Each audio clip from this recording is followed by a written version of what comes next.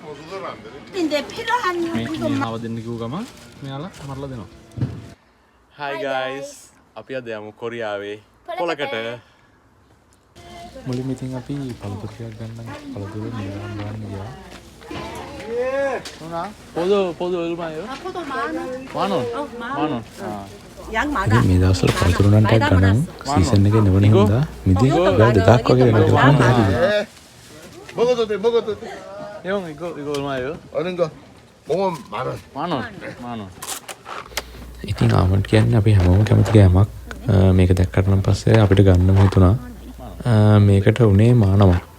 මානමක් කියන්නේ ලංකාවේ අද රේට් එකත් එක්ක බලද්දි රුපියල් 2100ක් වගේ ගණක් තමයි උනේ. 예, 감사합니다. ඉතින් අපි පොලේ ඇවිදින ගමන් කඩජෝරුවක් ගන්නත් අමතක කළේ නෑ. මෙතන තිබ්බ එක එක જાතියේ අයිටම් ගොඩක්.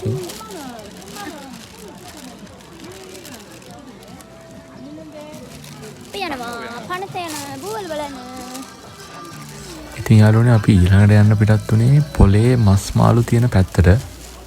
මේ පැත්ත ඉතින් සමහරු මේ පැත්තට කැමති වෙන්නත් තියලා දෙනවා බලන්න. ගොඩක් කට්ටිය මේ පැත්තට අකමැති වෙන්නත් තියලා දෙනවා. මොකද කොරියාවේ මස් මාළු ගොඩක් විකුණන්නේ පණ පිටින් ඉන්න සත්තු තමයි වෙලේ කපලා දෙන්නේ.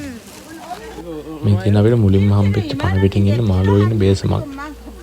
මේක නම් අපි මේක ගැන විස්තර ගොඩක් ඉන්න නැතුව අපි පොලේ ඉදිරියට ගියා. මේ ලොකු මාළුවා ලංකාවේ මුදලින් රුපියල් 3000ක් වගේ ගාණක් වෙනවා. ඉතින් ලංකාවේ මාළු මීට වඩා ලාභයිද කියලා කමෙන්ට් එකක් දාගෙනම යන්න. කොම් පහයිද? 우리가 대학교 다닌다.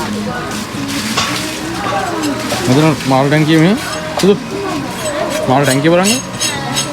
ඉතින් කොරියාවේ පොලකට ගියොත් මෙන්න මේ වගේ තමයි ඔයාලට මාළු කඩයක් දැක ගන්න පුළුවන්. මේ බලන්න හැම භාජනයකම ඉන්නේ මාළුව පණ පිටින්. මෙතන මෙයාලට ඔක්සිජන් දාලා තියලා තියෙනවා. මැරිච්ච මාළුත් ඉන්නවා. ඒ වුණාට කොරියන් කට්ටිය ගොඩක් කැමති පණ පිටින් ඉන්න මාළුව ගන්න කියලා තමයි මම අහලා තියෙන්නේ. ඊළඟට හම්බුනේ අපිට මෙන්න මේ වගේ චූටි චූටි කකුලෝ ගොඩක් ඉන්න ලොකු බේසමක්.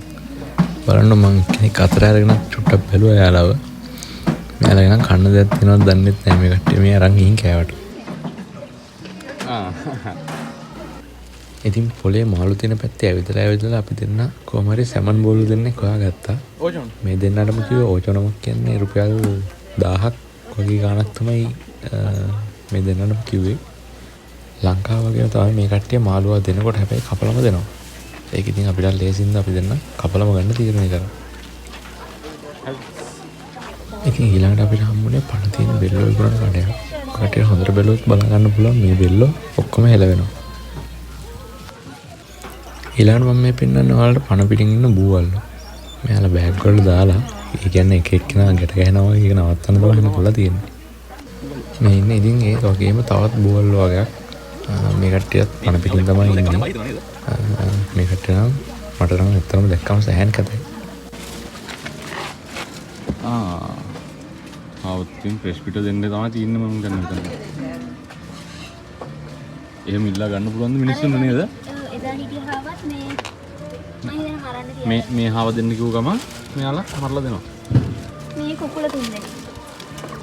උඹ ඒ වගේ ඉන්නේ නේද? යාළුවා පවු නේද? එහෙනම් පුළුවන් නේද මිනිස්සුන්ට? මේ කුකුලව දෙන්න හරි මේ හාව හරි දෙන්න කිව්වම රත්ත කැපුවා දුන්නා. පොලේ ඇවිදලා එළියට එනකොටම ඉතින් අපිට මෙන්න මේ පුළුම් බෝලයාව හම්බ වුණා. මෙයාගේ නම නම් ඒ අක්කා කිව්වේ චොරොන්ගි කියලා. ඉතින් යාගේ මාර හොරතලක් තිබ්බේ අපිට එන්න හැත්තලා එන්න දුන්නෙත් නැහැ. ඉතින් මෙන්න මේ විදිහ තමයි අපි පොලේ දවස නිමා වුණේ. ගුඩ් බයි යාළුවනේ.